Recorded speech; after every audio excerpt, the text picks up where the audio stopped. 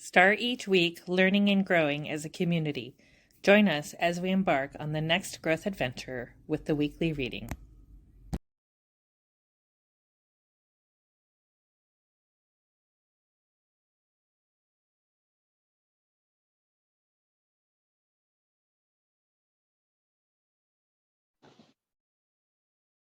Hi, welcome back. It's a new year, and with the new year comes new books.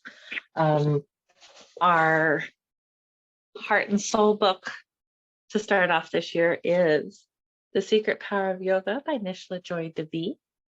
And our mindset book to start off the year is You Can Heal Your Life.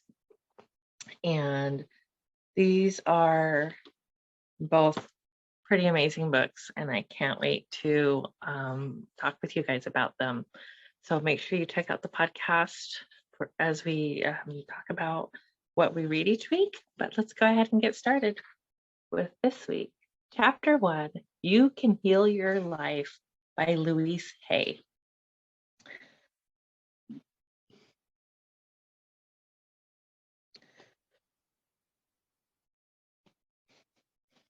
I'm going to start with this.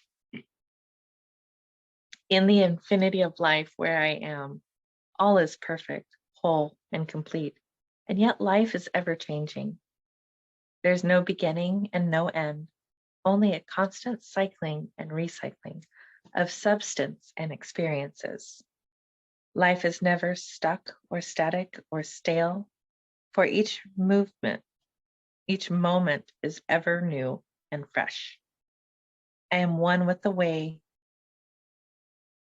I am one with the very power that created me, and this power has given me the power to create my own circumstances.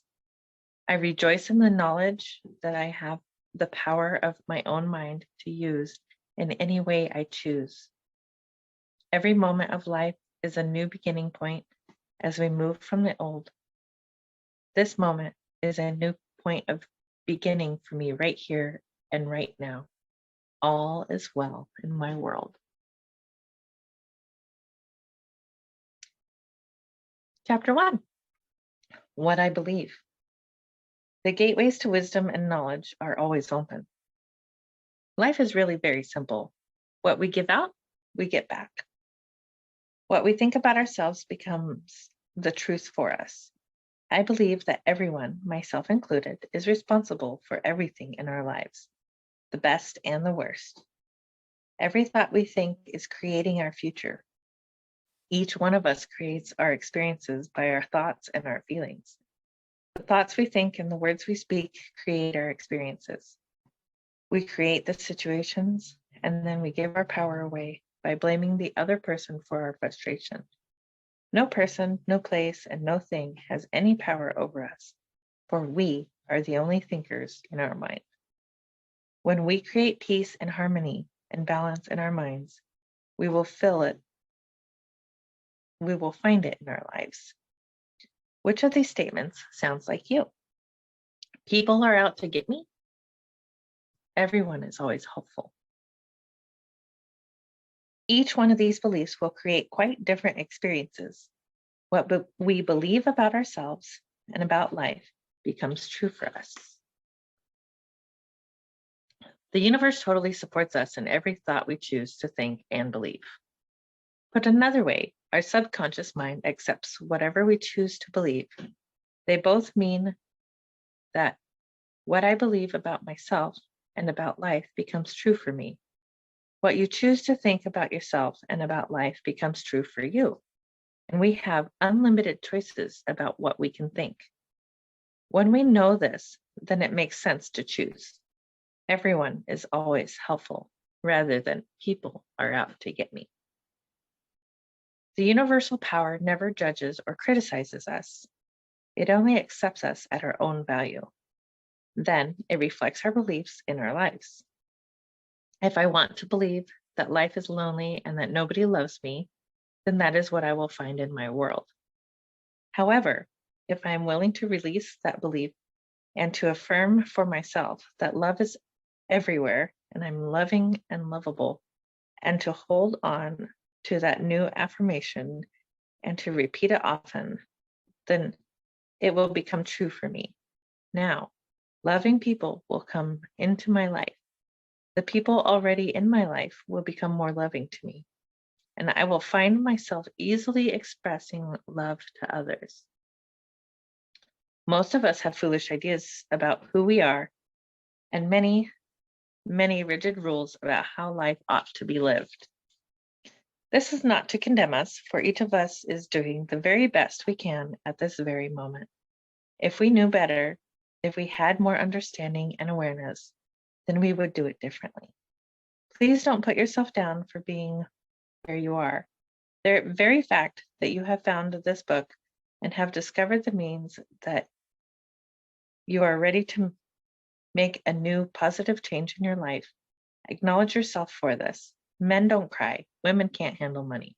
What limiting ideas to live with. When we are very little, we learn how to feel about ourselves and about life by reactions of the adults around us. It is the way we learn what to think about ourselves and about our world. Now, if you lived with people who were very unhappy, frightened, guilty, or angry, then you learned a lot of negative things about yourself and about your world. I never do anything right. It's my fault. If I get angry, I'm a bad person. Beliefs like this create a frustrating life. When we grow up, we have a tendency to recreate the emotional environment of our early home life. This is not good or bad, right or wrong. It is just what we know inside as home. We also tend to recreate in our personal relationships the relationships we had with our mothers or with our fathers, or what they had between them. Think how often you have had a lover or a boss who is just like your mother or father. We also treat ourselves the way our parents treated us. We scold and punish ourselves in the same way. You can almost hear the words when you listen. We also love and encourage ourselves in the same way. We were loved and encouraged as children. You never do anything right. It's all your fault. How often have you said this to yourself? You are wonderful. I love you. How often do you tell yourself this? However, I would not blame our parents for this. We are all victims of victims, and they could not possibly have taught us anything they did not know. If your mother did not know how to love herself, or your father did not know how to love himself, then it would be impossible for them to teach you how to love yourself. They were doing the best they could with what they had been taught as children. If you want to understand your parents more, get them to talk about their own childhood. And if you listen with compassion, you will learn where their fears and rigid patterns come from. Those people who did all the stuff to you were just as frightened and scared as you are. I believe that we choose our parents. Each one of us decides to incarnate upon this planet at a particular point in time and space. We have chosen to come here to learn a particular lesson that will advance us upon our spiritual evolutionary pathway. We chose our sex, our color, our country, and then we look around for the particular set of parents who will mirror the pattern we are bringing in to work on in this lifetime. Then, when we grow up, we usually point our fingers accusingly at our parents and whimper, "You did it to me." But really, we choose them because they were perfect for what we wanted to work on overcoming. We learn our belief systems as very little children, and then we move through life creating experiences to match our beliefs. Look back on your own life and notice how often you have gone through the same experience. Well, I believe you created those experiences over and over because they mirrored something you believed about yourself. It doesn't really matter how long we have had a problem or how big it is or how life-threatening it is. The point of power is always in the present moment. All the events you have experienced in your lifetime up to this moment have been created by your thoughts and beliefs you have held in the past. They were created by the thoughts and words you used yesterday, last week, last month, last year, 10, 20, 30, 40, or more years ago, depending on how old you are. However, that is your past. It is over and done with. What is important is the moment, is in this moment, is what you are choosing to think and believe and say right now. For these thoughts and words will create your future. Your point of power is in the present moment and is forming the experience of tomorrow, next week, next month, next year, and so on. You might notice what thought you are thinking at this moment. Is it negative or positive? Do you want this thought to be creating your future? Just notice and be aware. The only thing we are ever dealing with is a thought, and a thought can be changed. No matter what the problem is, our experiences are just outer effects of inner thoughts. Even self-hatred is only hating a thought you have about yourself. You have a thought that says, I'm a bad person. This thought produces the feeling, and you buy into the feeling. However, if you don't have the thought, you won't have the feeling, and thoughts can be changed. Change the thought, and the feeling must go. This is only to show us where we get many of our beliefs, but let's not use this information as an excuse to stay stuck in our pain. The past has no power over us. It doesn't matter how long we have had a negative pattern. The point of power is in the present moment. What a moment, or what a wonderful thing to realize. We can begin to be free in this moment. Believe it or not, we do choose our thoughts. We habitually think the same thought over and over so that it does not seem we are choosing the thought, but we did make the original choice. We can refuse to think certain thoughts. Look how often you have refused to think a positive thought about yourself. Well, you can also refuse to think a negative thought about yourself. It seems to me that everyone on this planet whom I know or have worked with is suffering from self-hatred and guilt in one degree or another. The more self-hatred and guilt we have, the less our lives work. The less self-hatred and guilt we have, the better our lives work on all levels.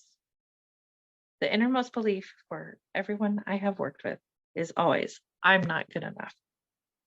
We often add to that, and I don't do enough, or I don't deserve. Does this sound like you? Often saying or implying or feeling that you are not good enough, but for whom and according to whose standards? If this belief is very strong in you, then how can you possibly have created a loving, joyous, prosperous, healthy life? Somehow your main subconscious belief would always be contradicting it. Somehow you would never quite get it together, or something would always be going wrong somewhere. I find that resentment, criticism, guilt, and fear cause more problems than anything else. These four things can cause the major problems in our bodies and in our lives. These feelings come from blaming others and not taking responsibility for our own experiences. You see, if we are all responsible for everything in our lives, then there is no one to blame. Whatever is happening out there is only a mirror of our own inner thinking. I am not condoning other people's poor behavior, but it is our beliefs that attract people who will treat us that way. If you find yourself saying, everyone always does such and such to me, criticizes me, is never there for me, uses me like a doormat, abuses me, then this is your pattern. There is some thought in you that attracts people who exhibit this behavior. When you no longer think that way, they will go elsewhere and do that to somebody else. You will no longer attract them. Following are some results of patterns that manifest on the physical level. That is long held, can eat away at the body and become the disease we call cancer. Criticisms as a permanent habit can often lead to arthritis in the body. Guilt always looks for punishment and punishment creates pain. When a client comes to me with a lot of pain, I know they are holding a lot of guilt. Fear and the tension it produces can create things like baldness, ulcers, and even sore feet. I have found that forgiving and releasing resentment will dissolve even cancer. While this may sound simplistic, I have seen and experienced it working. We can change our attitude toward the past. The past is over and done. We cannot change that now. Yet we can change our thoughts about the past. How foolish for us to punish ourselves in the present moment because someone hurt us in the long ago past. I often say to people who have deep resentment patterns, please begin to dissolve the resentment now when it is relatively easy. Don't wait until you are under the threat of a surgeon's knife or in your deathbed when you may have to deal with panic too. When we are in a state of panic, it is very difficult to focus our minds on the healing work. We have to take time out to dissolve the fears first. If we choose to believe we are helpless victims and that's all hopeless, then the universe will support us in that belief and we will just go down the drain. It is vital that we release these foolish, outmoded, negative ideas and beliefs that do not support us and nourish us. Even our concept of God needs to be one that is for us, not against us. To release the past, we must be willing to forgive. We need to choose to release the past and forgive everyone, ourselves included. We may not have to forgive and we may not want to forgive, but the very fact that we say we are willing to forgive begins the healing process. It is imperative for our own healing that we release the past and forgive everyone. I forgive you for not being the way I wanted you to be. I forgive you and I set you free. This affirmation sets us free. All disease comes from a state of unforgiveness. Whenever we are ill, we need to search our hearts to see who it is we need to forgive. The Course in Miracles says that all disease comes from a state of unforgiveness, and that whenever we are ill, we need to look around us to see who it is that we need to forgive. I would add to that concept that the very person you find it hardest to forgive is the one you need to let go of the most. Forgiveness means giving up, letting go. It has nothing to do with condoning behavior. It's just letting the whole thing go. We do not have to know how to forgive. All we need to do is be willing to forgive.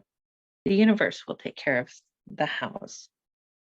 We understand our own pain so well, how hard it is for most of us to understand that they, whoever they are, we need most to forgive. We are also in pain. We need to understand that they were doing the best they could with the understanding, awareness, and knowledge they had built at that time. When people come to me with a problem, I don't care what it is, poor health, lack of money, unfulfilling relationships, or stifled creativity. There's only one thing I ever work on, and that is loving the self. I find that when we really love and accept and approve of ourselves exactly as we are, then everything in life works. It's as if little miracles are everywhere. Our health improves, we attract more money, our relationships become much more fulfilling, and we begin to express ourselves in creatively fulfilling ways. All this seems to happen without our even trying.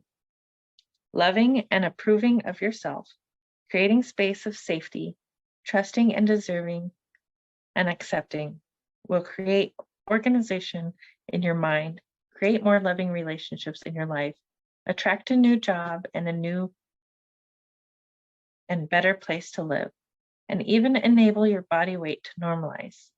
People who love themselves and their bodies neither abuse themselves nor others.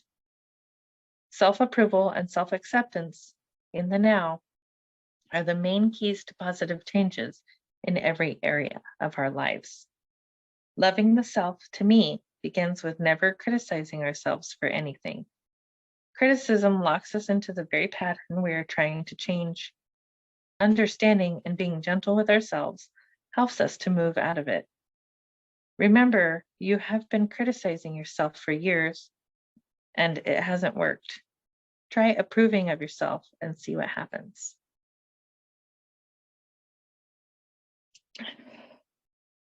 In the infinity of life where I am, all is perfect, whole, and complete. I believe in a power far greater than I am that flows through me every moment of every day. I open myself to the wisdom within, knowing that there is only one intelligence in this universe. Out of this one intelligence comes all the answers, all the solutions, all the healings, all the new creations. I trust this power and intelligence, knowing that whatever I need to know is revealed to me, and that whatever I need comes to me in the right time, space, and sequence. All is well in my world.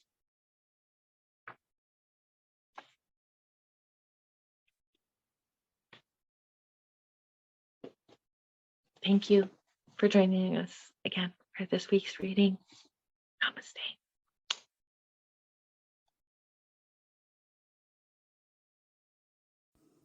Thank you for joining in on the fun. Be sure to like and subscribe for more.